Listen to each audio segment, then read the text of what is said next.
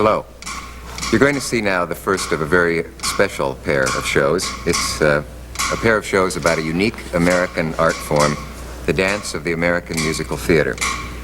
It's been called a lot of things: hoofing, interpretive dance, jazz dancing, but it seems to be elusive and impossible to categorize. It's a blend of every kind of dance, and I guess you could call it another American melting pot.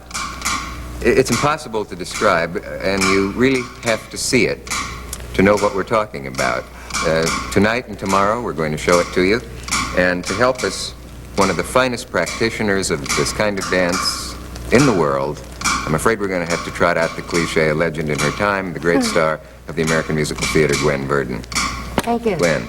Hi. Greetings. Thank you. You've brought some helpers along, I noticed. Yes, I brought dancers from the American Dance Machine. What is the machine? Is it an actual machine? The American Dance Machine is a company of dancers, and you can call us a living archive or a living library. Okay. We have recreated dance numbers or ballets from musical shows that have closed many years before.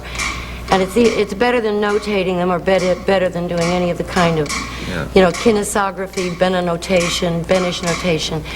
So it is a library of dance numbers that have been done in musicals. And they're preserved that way? And they're copyrighted that way, yes. Who are those people on the floor? Well, first I'd like you to meet Debbie. Hi, Debbie. And there's Morgan back there. Hi, Morgan. And Amy right up here.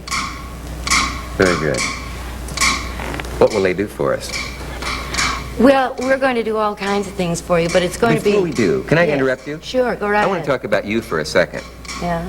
Because everyone assumes, of course, that you came from New York, I think, because you're so associated with New York and the Broadway stage and all, but you come from California. Right. As you well know. Were your parents dancers? My mother was a dancer. My mother was a dancer, and I didn't know, I still don't know when I began dancing. I just danced. You can't remember a time when you didn't dance? No, I thought everybody and their mother danced. I mean, after school, everybody would just jump in the car and go dancing. I've been telling a story about you for years since we first met, and tell me if it's true, that you were part of a black act. Yes. That was called Someone and Family. Willie Covan and Family. Covan and Family. Yes. We did tap dancing. Willie Covan was very dark, and his wife Flo had red hair and rather light skin with freckles. And everybody wanted a job in those days, so no matter what combination you made up to get a job, you made it up. Right. So I was supposedly their daughter, and they introduced Willie Covan and Family, and out we'd all dance. And the combination of colors that they actually were made it reasonable that you might be their daughter. Yes. Was she what was called high yeller in the old Yes. days? I'm glad you said it, and not me. I'd be afraid to. That's right. No, in those days, it was called high yeller. And if you did the kind of singing that now is known as belting, or like an Ethel Merman voice, that was called coon shouting. That's right. But that was many, many years ago. Yes, it must have been. Yeah. Is the other legend true about you, that you had all kinds of disabling diseases as a child, or just a few kinds? I was cross-eyed and crippled, and I really hate the story. I mean, it just seems like, so ancient to me, and I don't remember being that way. Rickets? I was born with rickets, yes. Well, all you have to do is be poor. I mean, it's no great disease that you catch that's chic. Just be poor and you've got it. Bad nutrition. Right. Yeah. So I was born with it, but my mother, being a dancer, corrected it with exercise. So I was really dancing incorrectly. Ballet, you stand turned out. Yes. She learned that muscle, the one to turn out, was the wrong one to use. So I learned ballet with my toes turned in. And you had to unlearn it then? I had to begin learning to dance incorrectly, because the muscles are splints for the bones. Anyway, my mother corrected my legs with exercise instead of breaking the legs and resetting them, which is what doctors usually do. It just occurred to me, when you hung out in the movie studios, your father was connected with them, did you watch any of those famous dance numbers filmed? No, I didn't watch any of the dance numbers, and everyone thinks that I would just be enamored of Garbo, but at age 3, I mean, Garbo Schmargo, as they say. I only wanted to watch them shoot the Tarzan movies because I was intrigued with the intelligence of Monkey. I mean, he was far brighter than any of us. Yes. Yeah. And always was on time. Always on time. Will we talk later or now about when you first saw Ginger Rogers and Fred Astaire? Should we save that, or does it fit in later? Well, I don't think I was really interested in dance, and I didn't know I was dancing, as I said before, until I saw a Fred Astaire movie. And I was in the 4th grade. I guess that makes you about 8 years old. Anyway, I became so enamored of him that the next day in class, I signed my paper as Ginger Verdon. And when the teacher said, "Who's Ginger Verdon?" I stuck up my hand. She said, "Why Ginger?" And I said, "Because I can't say Fred." You wanted to I be wanted Fred, to but be Ginger Fred was Astaire. close enough. Yeah, but that was my first interest. You had to settle. Yeah. Yeah. Well, shall we see something? Yeah, the first person that really, I guess after Fred Astaire, that got me really intrigued with dancing was Jack Cole. I saw him perform in a nightclub. Another legend. Right, and I joined his group, and we learned all about ethnic dancing. Jack was the first one to introduce so-called jazz dancing to the Broadway musical.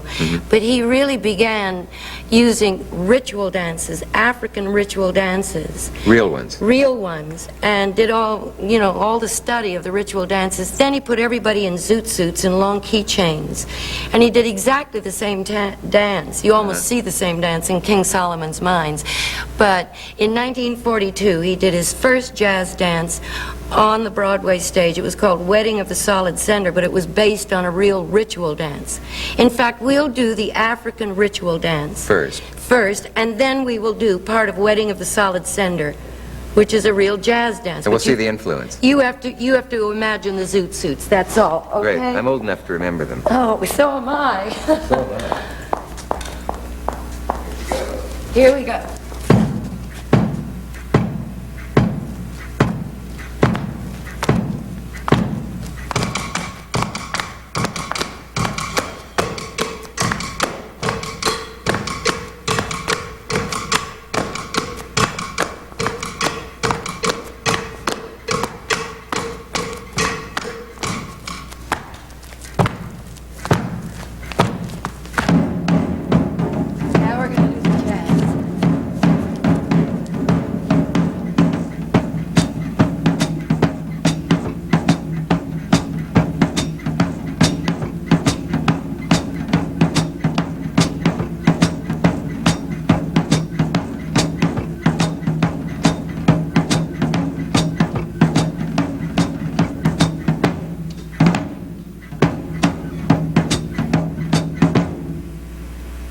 And there you have it. I saw it. Was that Watusi by any chance, the tribe that originally derived from? Yes, you should imagine a lot of white monkey fur, and they're always preening like that. Yeah. And it's actually a hunting dance that's going through the bushes looking for the bird that they're going to feast upon on their wedding night. What comes next? What comes next? Well, I know there are a lot of names, of course. Jack Cole being one of the legends. Agnes de Mille came in at some point. Well, I think Jack was the first one to introduce jazz, where dancing was an integral part of the show. Agnes de Mille was very well known in ballet, and she was the first one to bring ballet into the musical theater and have the dancers actually dance as townspeople and as real people within the show, as characters within the show. You know, as a frame of reference, you have to remember, before Agnes de Mille and Jack Cole, people would do dusting numbers. Can I show you? Yeah, sure. The girls would all be in cute little things, and they go or they would do things like this, which is called tiller dancing.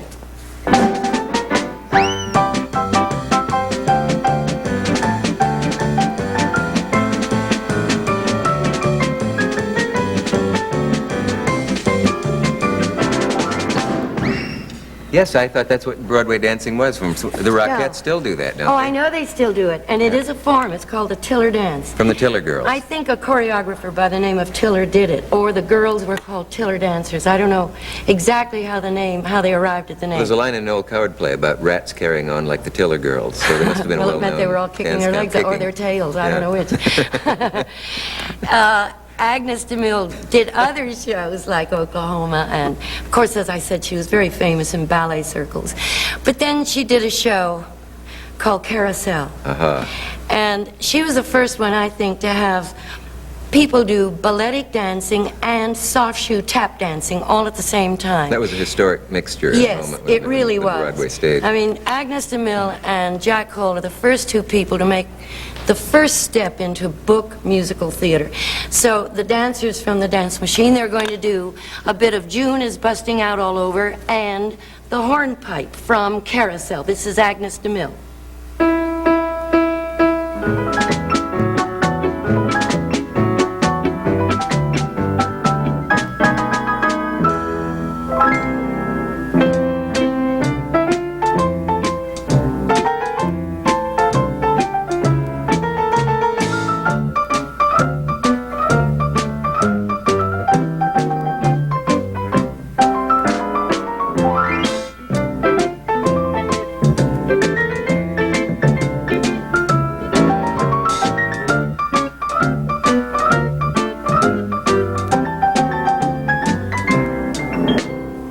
And now they're going to do the hornpipe.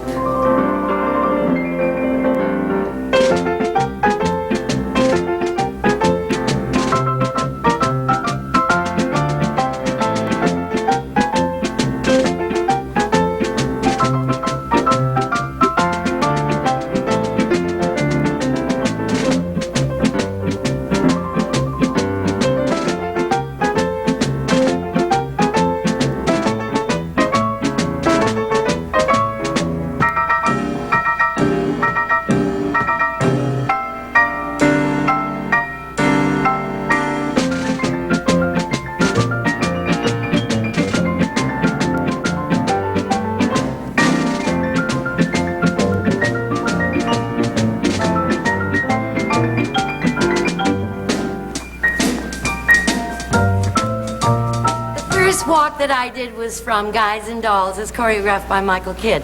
And this one, where they chew a lot of gum or tobacco, that's Bob Fosse from Damn Yankees, meaning a bunch of baseball players, right? And of course, I think it all comes from Charlie Chaplin, who was a tremendous influence. But what I would like to do now are a bunch of walks that they sort of show the feeling of the choreographer. These particular walks are mostly Jack Cole, but within them you're going to see a lot of choreographers, including Alvin Ailey, okay? So I'll start Cuban. Here we go.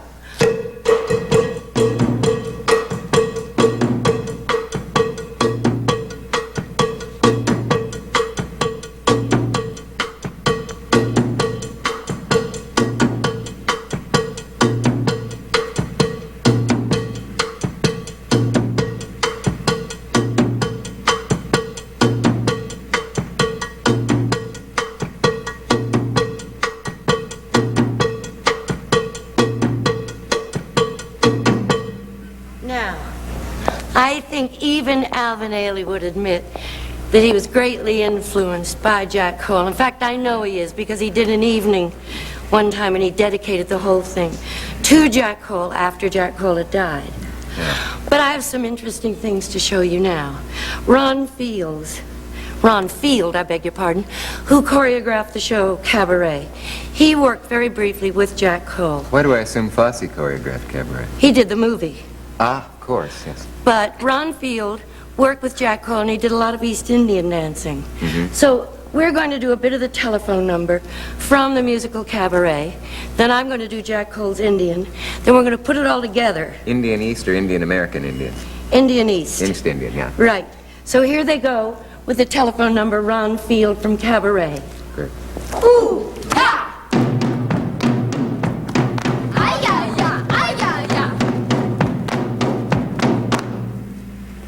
Now, I'm going to do Jack Cole, East Indian. Ooh.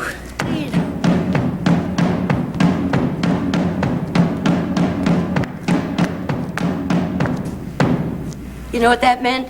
The boy and the girl get together in marriage. Those are called hastamudras. Now we're going to do them together. What's the next part? Oh, we're all going to do it together.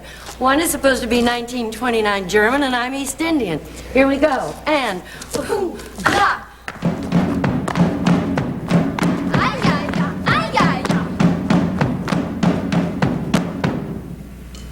Isn't it amazing? It looks like sign language, the language of the deaf. You're right. Is it similar? It's very similar, yeah. Particularly with the poetic signing of the dance of the deaf. I just saw a sign that said dance. Excuse me, Gwen, when you mentioned Chaplin before, couldn't he have been a great ballet dancer or a great dancer probably? Oh, I think he was. He is what I call an Art Nouveau ballet dancer. You know, he always looked like those ashtrays. When Debussy Fields saw him, was taken to see him, and he said, the guy's a goddamn ballet dancer. He was so jealous of how Terrific graceful roller he was on skating. the screen. Yeah. Yeah. So, I'm sorry, I interrupted you about the signs. No, I was just saying that the Hastamudras, I mean, there are so many signs which are duplicated in the poetic signing of the deaf when they do poetry or Shakespeare or readings of any kind. But you know, there was also another tremendous influence, modern dance. Yes. Now, Martha Graham, of course, was doing concerts, and many other people, Charles Weidman, they were all very famous. But choreographers like, now Michael Kidd's in the picture, and Agnes de Mille, Jack Cole, they jumped on the dance wagon, so to speak, and put modern dance right into the Broadway musical. So now we're going to do a piece of a dance choreographed by Agnes de Mille called the Funeral Dance, then the Mute Dance, which is choreographed by Michael Kidd from Finian's Rainbow. Which is from Brigadoon. Is the funeral dance is something from Brigadoon? The Funeral Dance. It's from Brigadoon. Yeah. Right. Okay. Here you go.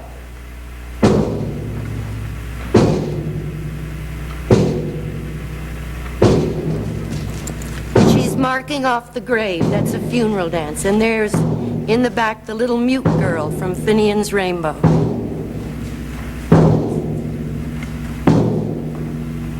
And here she discovers the crock of gold. Now here comes Jerry Robbins. See that? The leaps from West Side Story. And here's Jack Cole, the influence of the modern.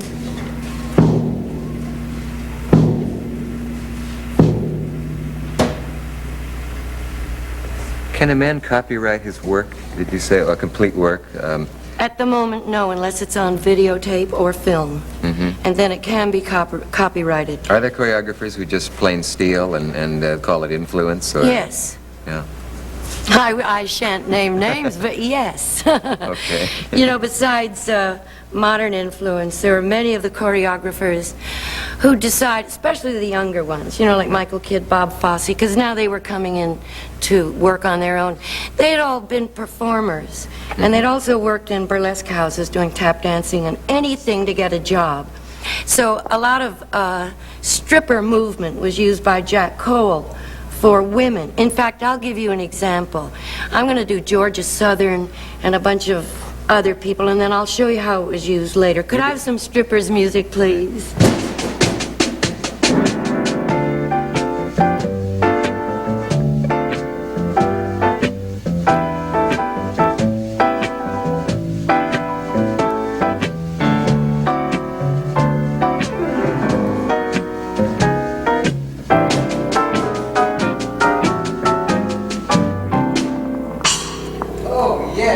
Remember that hanging on the proscenium? Yeah. Okay, now guess what this is? I don't guess. It's Eve from Can Can, and I was in that show, and I ate the apple, and this is what happened to Eve when she ate the apple.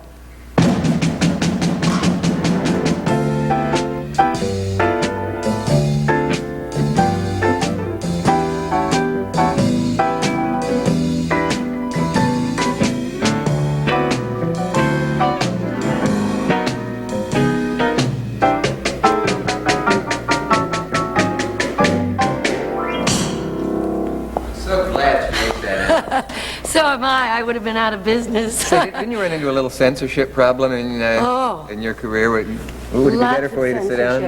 Okay. Yeah. When we did... stripping was not actually until recent years. Well, no, but when I did Lola, which was based on a strip, Bob Fosse did it, I was fine on the stage. But if ever it was done... Like on the Ed Sullivan Show? Yeah. They would never show me in the act of taking my clothes off. Even though you were not actually going to be bare at the end? No, I never was. No. Never was. But you can appear naked with your overcoat on. It's one of your great talents. I mean, it's movement. It's genius. You know, Michael did the strip dance as Eve in the Garden of Eden for Can Can.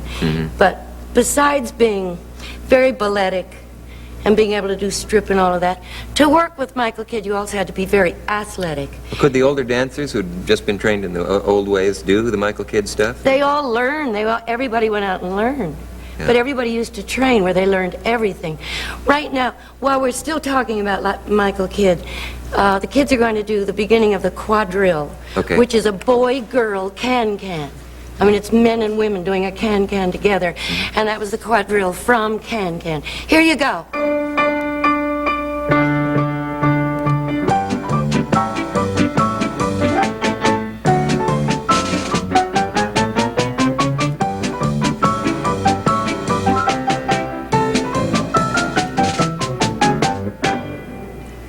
When I think I used to do that 8 Want to try it times now? a week. No, no. You really had to be in shape for that, didn't you? I mean, perhaps more than a baseball player.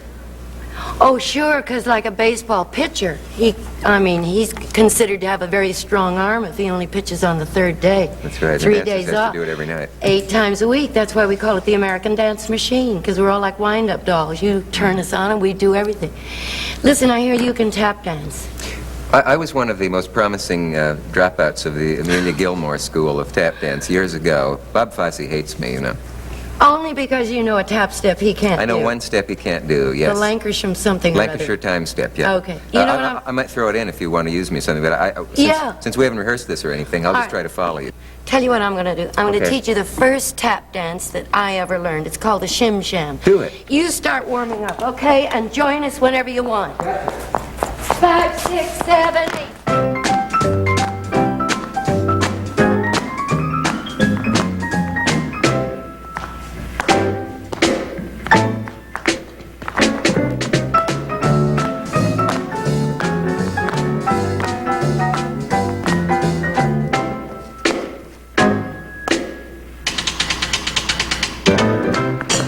That was terrific. Come Was on, it? let's all do it together again. I'm nervous. 5, 6, 7, go! Shimmy, shim, shim. This is my mic.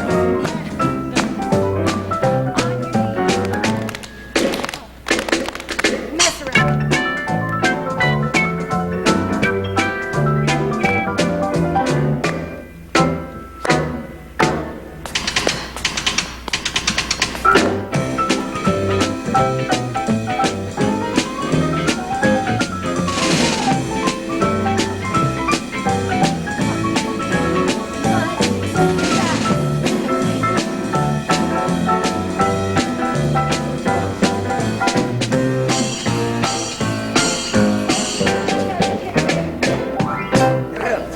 Terrific. We changed it some. I know but we that's did. all right. But that's called instant yes, I hope- choreography. So we get our hats? Yeah, let's get our hats and do some shtick, And okay? be sure to join us tomorrow night for the second part of this Oh, yeah. mini history of the Broadway dance. Let's not waste a second. Okay, let them start. Go.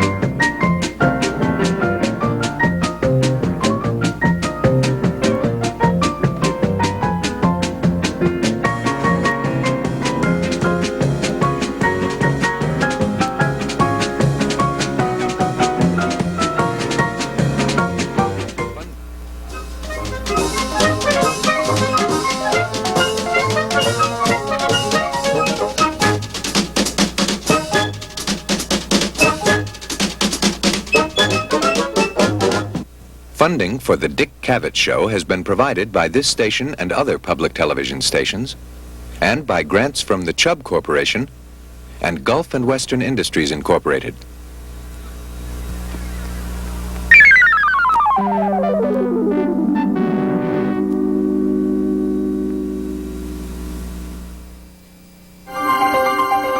You're watching Metro Arts 13.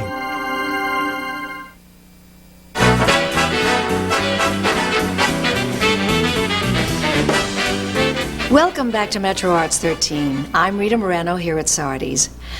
You know, each choreographer has his own signature and his very own style that influences the Broadway musical. In our next program, Gwen Verdon introduces numbers from Sweet Charity and West Side Story. Never mind. As we continue her interview with Dick Cavett.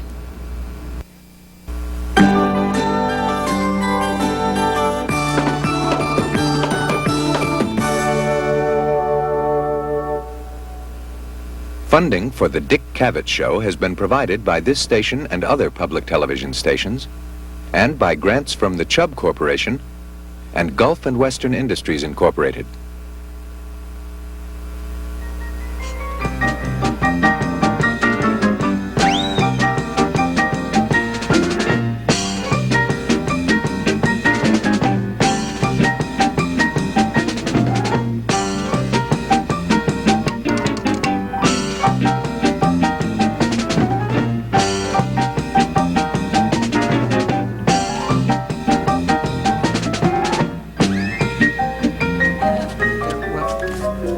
Oh, I do hope Harry Ritz isn't watching. That's the way we ended up last night. And tonight we're continuing our two-part survey of the sort of the history of dance in the American musical theater and how it evolved and developed. We're guided by one of the great stars of Broadway stage, Gwen Verdon. Hi, Gwen. Hi. And the dancers That's called a skull. Mercy's sake. Let's sit down. We still have the three dancers that were here last night. Yes. I'd like you to meet Debbie, Morgan, and Amy, and they're from the American Dance Machine. Which again is? The American Dance Machine is a company of dancers, and we're recreating ballets and dance numbers from Broadway musical shows, because it's the only library there is. We have no film. And then it can be copyrighted. So Lee Theodore, it's her baby, it's her idea. And thanks to her, all these dance numbers that were done in musical shows from years back will now be redone and people can see them again. But That's it's great. a regular dance company. Well, last night we talked about the giants in the field, Cole, de Mille, Yeah. Fosse, and so on. I've left a couple out, of course, but are we to the point now in Broadway history where the choreographer, as they say, emerged as a director? Yeah, they were sneaking in there for a while because, you know, Michael Kidd and Bob Fosse and Jerry Robbins, they would do a show with, say, someone like George Abbott.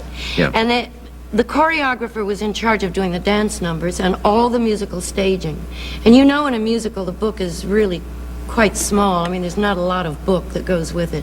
So they thought, well, why, you know, here, I'll put your hat away. Why should we give the directorship over to somebody else? Why don't we just do it all? Because then we can have the characters do anything we want them to do and act in a way that we want them to do. And they were all performers. Like when Jerry Robbins was going to do West Side Story, he sent everybody down to 8th and 9th Avenue, and he said, I want you to see how the Spanish people stand just when they're talking to one another, and how they comb their hair. And they're always, you know, using their shoulders like that. And when Bob Fosse was going to do Sweet Charity, he sent me over to Bloomingdale's.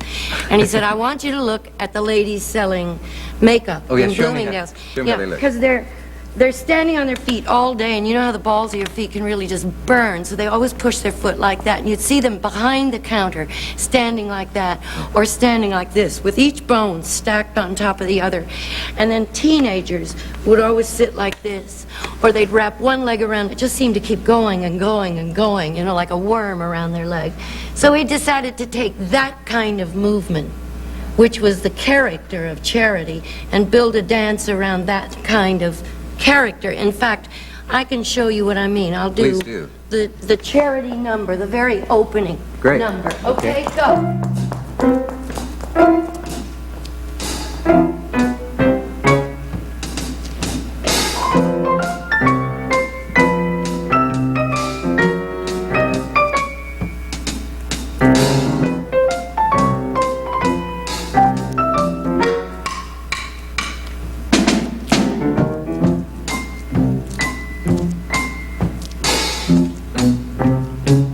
So that's the way Charity moved. She was just kind of goofy and nutsy and kind of junking around all the time like that. Oh, I remember it well. Was that the show, or was it New Girl in Town, where you ran into censorship? Oh, New Girl in Town. Yeah. I've never really understood why. We did have a ballet that had no music to it. It was only a drum beat. And we just performed the show out of town in New Haven. That's where I saw it. And you did a song called On the Farm, and people were shocked. Right, they were shocked at that. Well, they've been shocked by everything that I've done. Anyway, I think, because I'm always cut out of everything. Anyway, they took the set for the one ballet, and we didn't even know it. They chopped it up and burned it out in back of the theater in New Haven. You mean vigilantes or I still don't know who did protectors it. of the more? It's still a mystery? Right. I still do not know who did that. I know it was not the incredible. producers or George Abbott, the director, or So- Bob Fosse, the choreographer. So the number was out. That was The considered. number was out completely. But there's another dance from that show. It was the pony dance. Bob Fosse always uses little ponies, I think because he always wanted to be a jockey. He's very small, and he always wanted to be a jockey. So he does dance numbers about horses all the time. We'll do the pony dance, a little sniff of the pony dance Great. from New Girl in Town, which was not censored. And then we'll do his audition dance, which shows how he was really kind of influenced by Agnes de Mille, because it's balletic and tap dancing and rhythmic and everything We'll else. see all of that in the second. Yeah. You want to Great. see that? Yeah. Okay, here we go.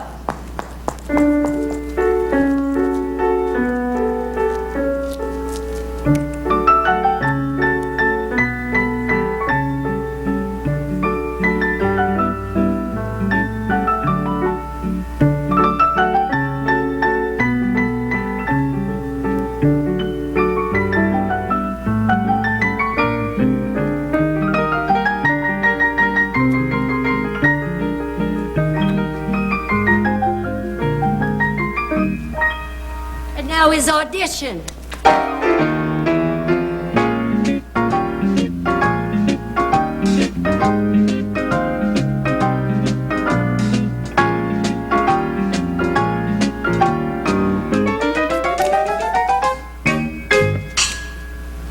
See what I mean? I got rhythm, I got music. You certainly do. Well, no, you have to be able to do it all at once. Yeah, there was a point where dancers suddenly had to save up for new kinds of lessons. We talked about that point last night, Right. where suddenly they had to be able to do ballet, they had to do tap, they had to do modern, they had Right. to do everything. They had to be able to sing, they had to be able to dance, and they had to be able to act. Whereas before that, if they could tap, dance, and kick, that was That was about it. what was required. And then if you could sing a song and stand there and act, that was okay. But now it all got put together in one person by the choreographer director. Right. You know, there's an interesting thing about some of the newer choreographers. Their conception, their idea, they're almost writers in a way. Yeah. Because they would conceive of an idea for a number like, in Sweet Charity, Bob did a number called The Rich Man's Frug. And in Little Me, he did a number called The Rich Kid's Rag. So, in a funny way, you get this idea of, his idea of rich and snooty as a child, or rich and elegant in the Frug.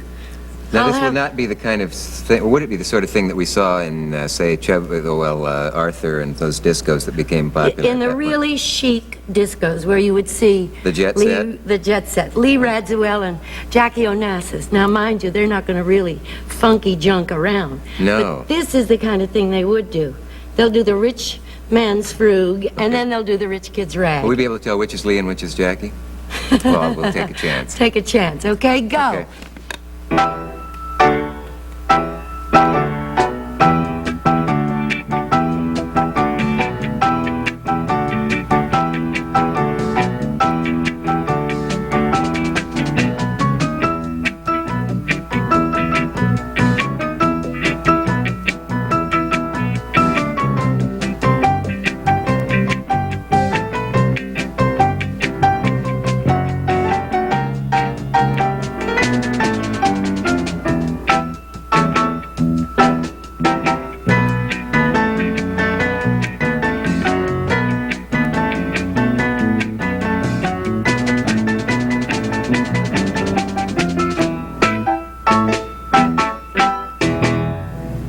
And now they're going to do the rich kid's rag.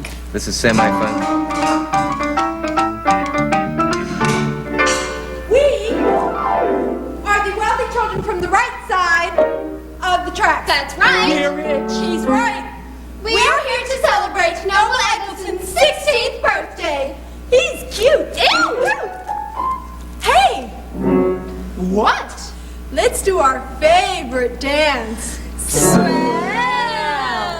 The rich kid's rag.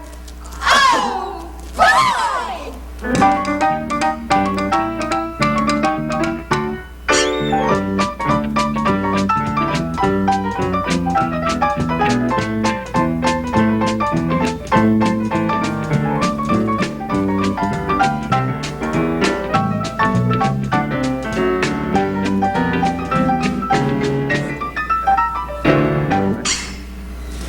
So there you have The the rich wittiness kids. of Did Fosse's choreography Yeah, but is did you wonderful. notice in the Rich Man's Frug when they went like that? Yeah. Bob is also a fight fan, and when we did that show, Patterson. That's Floyd Patterson. That's Floyd Patterson, and Yes. that number was actually done in 3 parts, and one was called a heavyweight, and they were here fighting, you know, dancing, but using the form of Patterson as a fighter. It's so witty, Fosse's stuff. That had a total lack of funk in it, didn't it? Oh yeah. Now, the thing that I've always thought, if I were a dancer on Broadway, was how would I learn to sing and then to dance and then to sing and dance together? Because in the movies they can record the voice. Right. What in the world is the secret of that?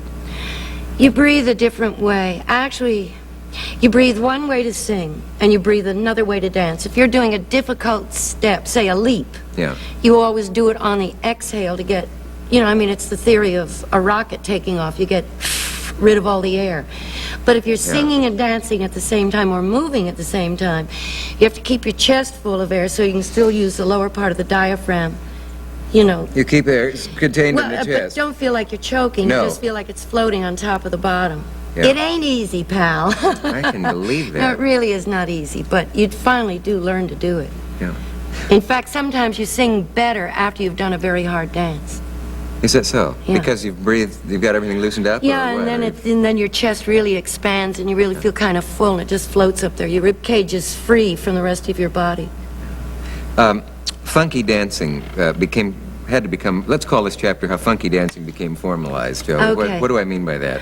Well, what you mean by that is, you know, there was Chubby Checkers, but that was back in the 50s, and Right. Elvis Presley was, you know, Elvis the Pelvis. It was all beginning to come into dance movement in discos and places like that. But then the choreographers saw it as a real form, and they decided to formalize it, structure it, and actually put it into a dance number. We have a couple of little bits of dance numbers. We have one that I call Bubbles for no reason at all, except it was choreographed by Bob Fosse, and the original music was Bubbles was a cheerleader. And then we have one choreographed by Pete Gennaro, and I'll explain the difference to you after we've done them. Okay. You tell me if you can spot the difference between Fosse's funky and Gennaro's funky. I'll keep an Okay. eye out. Okay. All right. Hope I win. Here we go. This is the Bubbles. Go.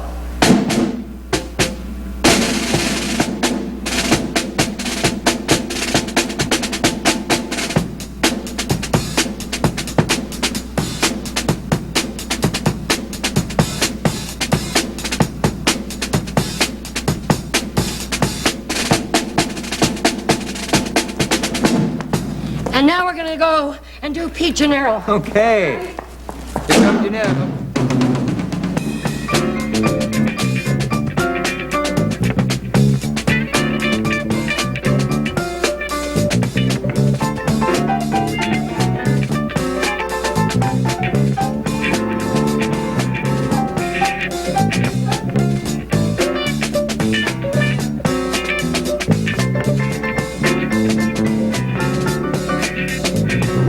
You tell the difference? Eyes is a stab in the dark, but one of them seems to in some way be the reverse of the other, but I Yeah. can't put my finger on it. Bob Fosse usually does the bump or the beat going to the back. Like So, you'll always show me that again, because they don't have you'll a always full-length go shot of you. ba-dunk, gong, gong, ka-dunk, gong, gong, gong, gong, gong, goes to the back. That's right. Pete Gennaro usually, not all the time, but usually goes da-dum bum bum ba-dum bum bum dum bum ba-dum, goes to the front. If two of their dancers meet, they break their pelvises. Yeah. So it's one is sort of the reverse of the Yes. other. By the way, Not there's some- always, but that's usually the way they do it. There's some smoke I smell. The people from New Haven are here, I think, when you did that. Well, where does that bring us now? Where are we in the history of, in the chronology of all of this? Well, I think about We're up to Gennaro I in guess the about 50s, Sweet 10 Charity. years ago, Yeah. along with the Spanish influence, you know, after West Side Story, really. Though what we're going to do is show you a little bit of Jerry Robbins and Pete Gennaro's West Side Story, a little bit of America, because that really was not just the funky, junky Spanish, but real elegant Spanish. Mm-hmm. And then we'll do a little bit of There's Got to Be Something Better Than This, which is from Sweet Charity, and that's also, it was a real Spanish influence. We're long past the time now where there was what you call the dance-in, which is where the lead would leave the stage and someone else would come on and do her Right. part with I the dance. think that ended with Pajama Game, when, or maybe it ended with Can Can. I mean, I think I was the first ingenue that danced rather than sing. Uh-huh. You know, Before in that, the- someone else would have come on And would have done the dancing. dressed as you, more or less. Right, and that's then the way they did it. I think it was in Oklahoma that Agnes de Mille Yeah. choreographed. So now we're But up then, to West Side Story. When the choreographers became directors, they hired kids who could dance, Real sing, dancers and got act, to do everything. So, and primarily dance. yeah, so that's long in the past, the day of Right. the dance-in. But then there was this Spanish influence, and I think it would be interesting to see, again, the very different styles, and yet they're both Spanish. So Yes. I'm going to do a little bit of America from West Side Story with the American Dance Machine Dancers, and a little bit of There's Got to Be Something Better Than This. You ready? Go! I seem to run back and forth. You've got 40 miles on you already. Okay. America.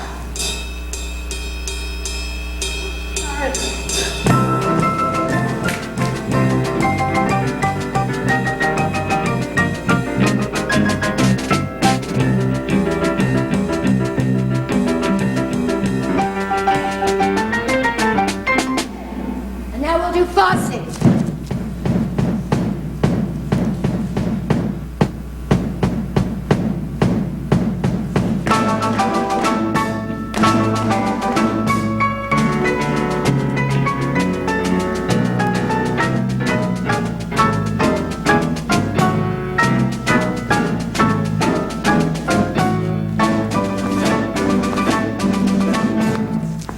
That was There. wonderful.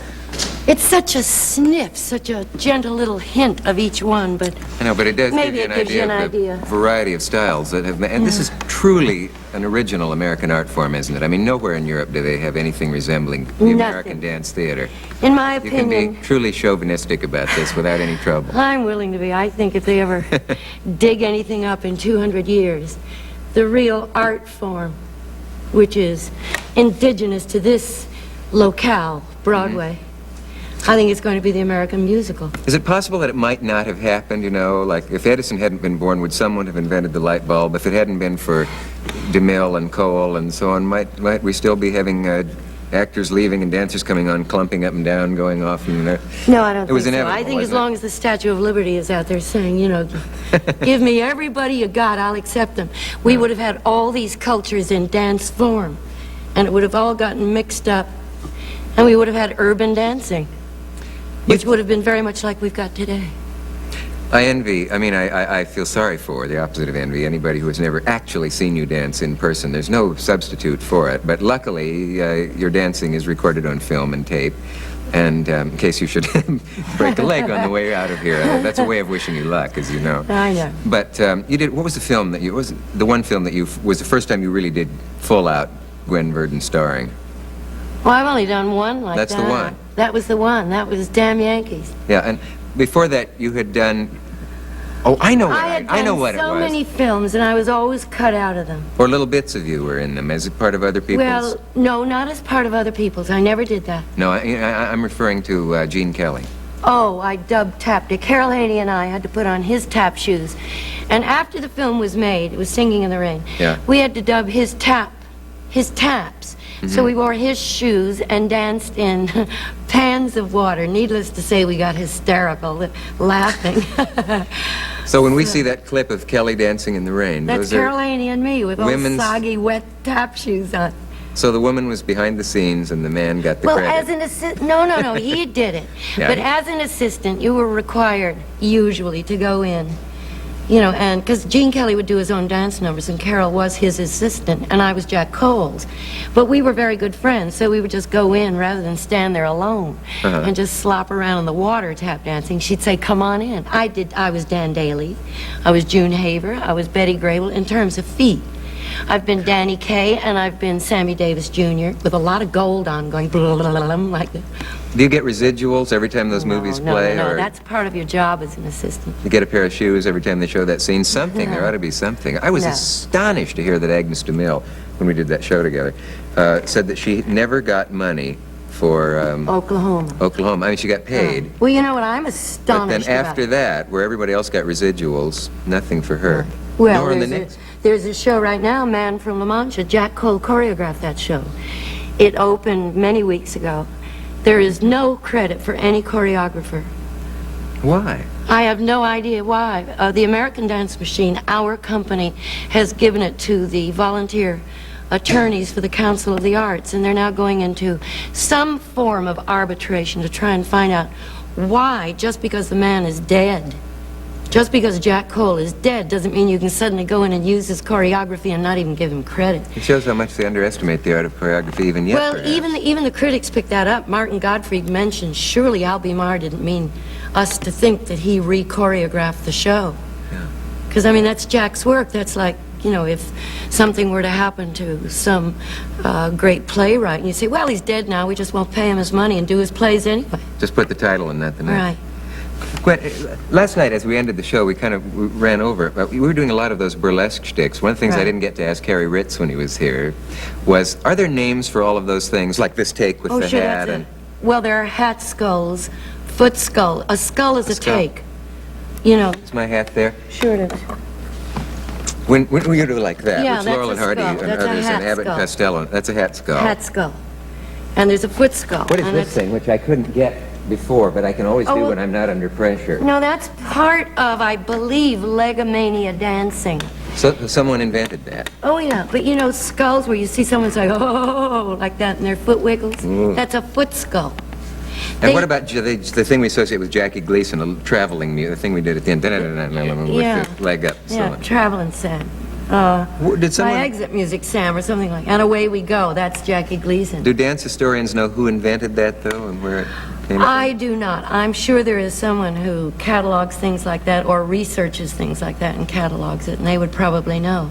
Like they would know about the Tiller dancers from the first show. I don't know if that was just a name that was invented or... The Tiller Girls. I know it's Tiller mentioned Girls. in an old coward play. Well- Is there any influence that we haven't covered? Did American Indians influence American dance ever in any I don't significant think so. sense? I think in terms of dance, no. I think in many other areas, yes, in terms of beadwork and... Oh, sure, but I just meant of strictly beauty. in terms I of think dance. the one thing that has influenced American dance, in 1938, Eugene Loring did a cowboy ballet, and Michael Kidd was the lead dancer. That's in it. before Agnes de Mille did Rodeo. Yes, and it was called Billy the Kid. And I think that's the American dream, is to be the American cowboy, because Eugene Loring did it, Michael Kidd has done it, Bob Fosse has done it. In fact, we're going to see the whip dance choreographed by Michael Kidd from Destry Rides Again. Good. And then we will do more cowboy dancing for you. Shall Okay? I join you? If you want to. Perhaps later. Here's the whip dance.